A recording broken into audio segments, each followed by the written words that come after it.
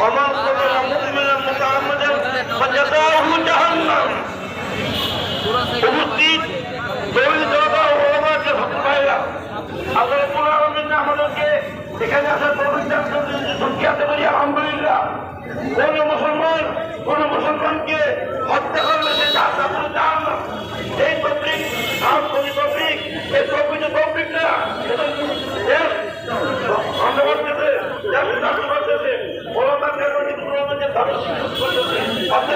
আপনাদের দাবি এই ভারতকে বাংলা জমিনে সম্পূর্ণ তাদের কাজ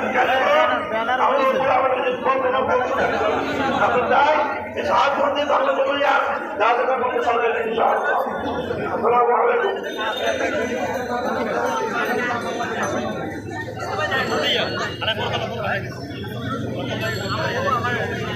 বাইরে